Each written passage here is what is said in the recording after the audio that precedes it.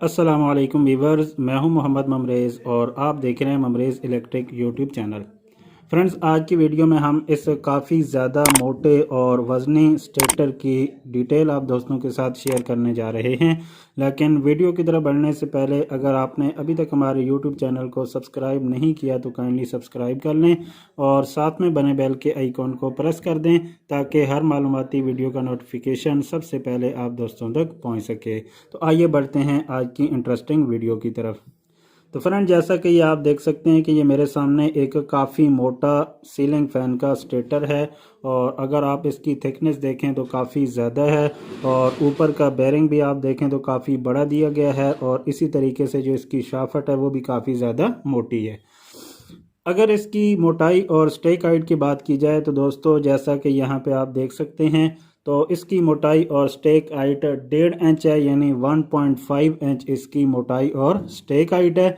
और अगर सेंटीमीटर की बात की जाए तो 3.5 सेंटीमीटर इसकी मोटाई और स्टेक हाइट है। और अगर मिलीमीटर में देखें तो 35 मिलीमीटर इसकी मोटाई है, यानी 35 इसकी मोटाई और स्टेक हाइट है।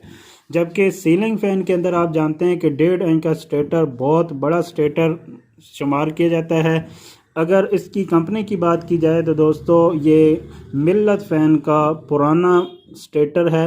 मिल्लत फ़ैन के जो स्टेटर होते हैं वो अब भी आप जानते हैं कि मशीनी होने के बावजूद भी काफ़ी हद तक वो दूसरे स्टेटर से डिफरेंट होते हैं।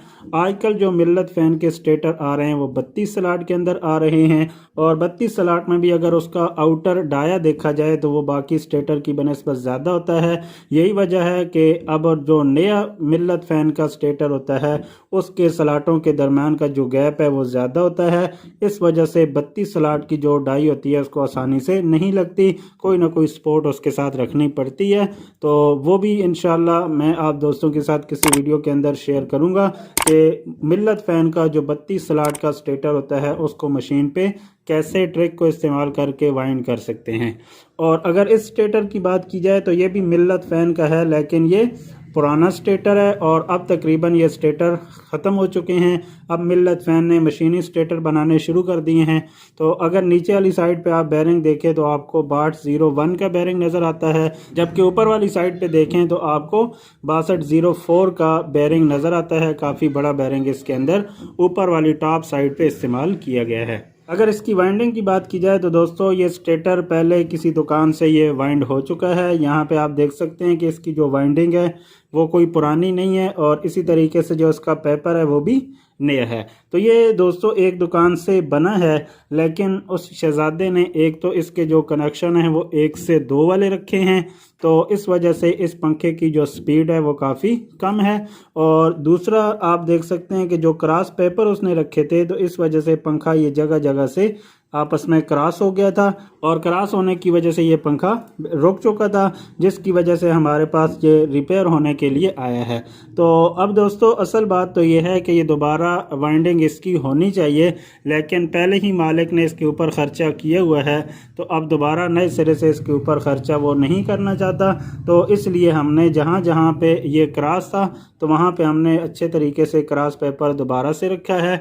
और फिर इसकी जो लीडें थी यानी फ्लेक्सिबल वायर वो भी जल चुकी थी और 4 लीडें निकली थी, तो हमने कॉमन अंदर ही बना के यहाँ पे आप देख सकते हैं कि 3 लीडें इसमें से निकाली हैं। 2 ब्लैक कलर की हैं कैपेसिटर वाली और एक रेड है जो कि मैन वाली है।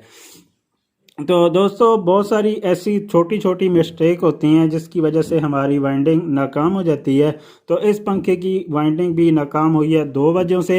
एक तो इसके जो कनेक्शन किए गए हैं, यहाँ पे आप देख सकते हैं कि 1 से 2 वाला कनेक्शन इस पंखे के अंदर किया गया है, जबकि इस पंखे के अंदर 1 से 3 वाला कनेक्शन होना चाहिए था, लेकिन अनफॉर्चुनेटली इसके अंदर 1 से 2 वाला कनेक्शन रखा गया है, जिसकी वजह से इस पंखे की स्पीड नहीं है। और दूसरी इसकी नाकामी की वजह इसका क्रॉस पेपर है, लेदर पेपर है, तो वो भी अच्छे तरीके से इसकी सलाटों के दरमियान नहीं रखा गया, जिसकी वजह से ये पंखा क्रॉस हुआ है और क्रॉस होने की वजह से ये पंखा रुक चुका था। अगर इसके स्लॉट की बात की जाए तो दोस्तों, मिल्लत फ़ैन के जितने भी पुराने स्टेटर हैं वो 40 स्लॉट के होते हैं। तो इसके अंदर भी जो आपको स्लॉटें नज़र आएंगी वो 40 स्लॉट हैं। तो 40 स्लॉट का जो भी पंखा होता है मिल्लत का, उसके अंदर 10-10 कॉइलें डाली जाती हैं, यानी 10 कॉइलें उसके अंदर रनिंग के लिए डाली जाती हैं और 10 कॉइलें उसके उसके अंदर स्टार्टिंग के लिए डाली जाती हैं। तो दोस्तों इस पंखे का तरीका बिल्कुल ऐसे ही होता है जैसा कि आपके यहाँ 30 स्लॉट वाला पंखा होता है। तो 30 स्लॉट वाले पंखे के अंदर भी अगर चैन वाइंडिंग की जाए तो उसकी 10 कॉइलें नीचे आती हैं स्टार्टिंग के लिए और 10 कॉइलें इसकी ऊपर आती हैं उसकी रनिंग के लिए। तो सेम उसी तरीके से इस 40 स्लॉट वाले पंखे को भी वाइंड किया जाता है। सिर्फ फ़र्क ये होता है अगर 30 स्लॉट वाला पंखा हो तो उसमें एक स्लॉट कॉमन होती है, यानी उसमें से रनिंग और स्टार्टिंग की कॉइल इकट्ठी गुजरती है। जबकि जो 40 स्लॉट वाला पंखा होता है इसमें हर कॉइल अलहदा स्लॉट में से गुजर रही होती है। जैसा कि यहाँ पे आप देख सकते हैं कि ये नीचे वाली कॉइल है, ये अलहदा 2 स्लॉटों के अंदर डली हुई है और उसके ऊपर ये वाली रनिंग की कॉइल है और ये 2 अलहदा स्लॉटों के अंदर डली हुई है। जबकि 30 स्लॉट वाले पंखे के अंदर ऊपर और नीचे वाली एक ही स्लॉट में से गुजरकर कॉमन बनती है। तो अगर वायर गेज की बात की जाए तो दोस्तों ऐसे मोटे स्टेटर के अंदर आम तौर पे 29 और 30 नंबर कॉपर वायर इस्तेमाल की जाती है। 29 नंबर इसकी रनिंग के लिए डाली जाती है और 30 नंबर इसकी स्टार्टिंग के लिए डाली जाती है, फिर जाकर ये पंखा अच्छी स्पीड से चलता है। अदरवाइज़ अगर आप इसके अंदर पतली वायर इस्तेमाल करते हैं तो ये पंखा अच्छे तरीके से नहीं चलता और इसकी स्पीड स्लो हो जाती है। और अगर इसके टर्न की बात की जाए तो दोस्तों एक्यूरेट इस वक्त आपको इसके टर्न नहीं बताए जा रहे, इस वजह से कि ये पंखा हमने वाइंड नहीं किया बल्कि दूसरी जगह से ये बनकर आया है। तो अगर हम इसको वाइंड करते तो हम इसकी पहली कॉइल्स निकाल के उनको चेक करते कि कितने टर्न इसके अंदर दिए गए हैं और उसके मुताबिक दोबारा हम इसको वाइंड करते। लेकिन इसको सिर्फ हमने रिपेयर किया है, यानी जो ये जगह जगह से क्रॉस हुआ था वो हमने ख़त्म किया है और बाकी इसकी जो फ्लेक्सिबल वायर्स हैं वो नए सिरे से हमने इसके साथ लगाई हैं। तो इसलिए एक्यूरेट तरीके से आपको इसके टर्न नहीं बताए जा सकते। अलबत्ता मैंने आपको बता दिया है कि ऐसा जो पंखा होता है वो 29 और 30 नंबर कॉपर वायर से बनाया जाता है। तो आजकल ऐसे पंखों को ज़्यादातर वाइंड नहीं किया जाता, लेकिन कुछ लोगों की फरमाइश होती है कि ये हमारा तारीखी पंखा है इसलिए इसी को रिपेयर किया जाए, तो इस वजह से मजबूरन ऐसे पंखे को रिपेयर किया जाता है। अदरवाइज़ इसके अंदर कॉपर भी काफ़ी ज़्यादा इस्तेमाल होती है और इसकी इलेक्ट्रिसिटी कंजम्पशन भी काफ़ी ज़्यादा होती है बनिस्बत जदीद पंखों के। तो बाकी दोस्तों हमने इसको रिपेयर तो कर दिया है लेकिन इसके जो कनेक्शन है वो तब्दील नहीं किए जा सकते, इस वजह से कि इसकी जो तार है वो काफ़ी हार्ड हो चुकी है।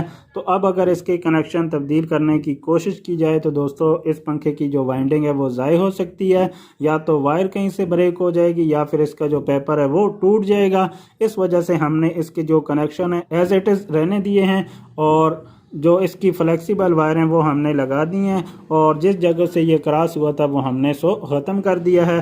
तो इस तरीके से हमारा ये पंखा दोबारा चलने के काबिल बन गया है।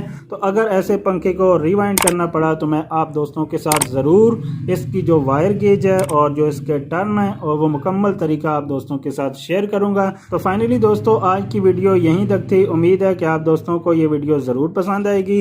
अगर वीडियो अच्छी लगे तो काइंडली इसे लाइक शेयर और कमेंट ज़रूर कीजिए। अगर चैनल पे नए हैं तो चैनल को सब्सक्राइब करके बेल के आइकॉन को प्रेस कर दें ताकि मालूमाती वीडियोस आप तक पहुंचती रहें। तो मिलते हैं फिर किसी नई इंटरेस्टिंग वीडियो के साथ, तब तक के लिए अपना बहुत सा ख्याल रखिएगा, मुझे भी दुआ में याद रखिएगा। अल्लाह हाफिज़।